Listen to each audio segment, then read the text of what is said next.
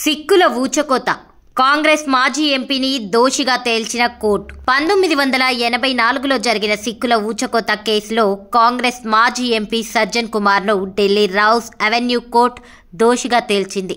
ముఖ్యంగా నవంబర్ 1, 1984న ఢిల్లీలోని సరస్వతి విహార్ ప్రాంతంలో తండ్రి కొడుకులను తగలబెట్టిన ఘోర ఘటనలో ఆయన ప్రమేయం ఉన్నట్లు కోర్టు నిర్ధారించింది.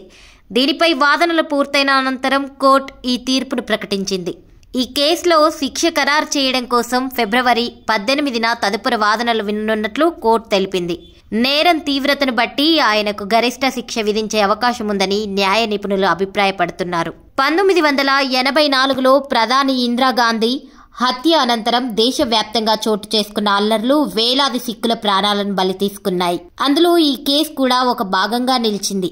ఇది తొలిసారి కాదు. గతంలో కూడా సజ్జన్ కుమార్ పై వివిధ ఘటనలకు సంబంధించిన అనేక కేసులు నమోదయ్యాయి. ప్రస్తుతం ఆయన ఢిల్లీ కంటోన్మెంట్ ప్రాంతంలో జరిగిన మరో సిక్కుల ఊచకోత కేసులో జీవిత ఖైదు శిక్ష అనుభవిస్తున్నారు. తాజాగా సరస్వతి విహార్ ఘటనలోనూ కోర్టు ఆయన్ను దోషిగా తేల్చడంతో ఆయనపై మరిన్ని శిక్షలు పడే అవకాశం ఉంది. సిక్కుల ఊచకోత కేసులో న్యాయస్థానం తీసుకున్న నిర్ణయాన్ని బాధిత కుటుంబాలు స్వాగతించాయి. దశాబ్దాలుగా న్యాయం కోసం పోరాడుతున్న వారు ఇలాంటి తీర్పులు బాధితులకు కొంత ఊరటనిస్తాయని పేర్కొన్నారు. అయితే నిందితులకు గరిష్ట శిక్ష విధించాలి, బాధితులకు పూర్తి న్యాయం చేయాలి అంటూ పలువురు సిక్కు సంఘాలు డిమాండ్ చేస్తున్నాయి.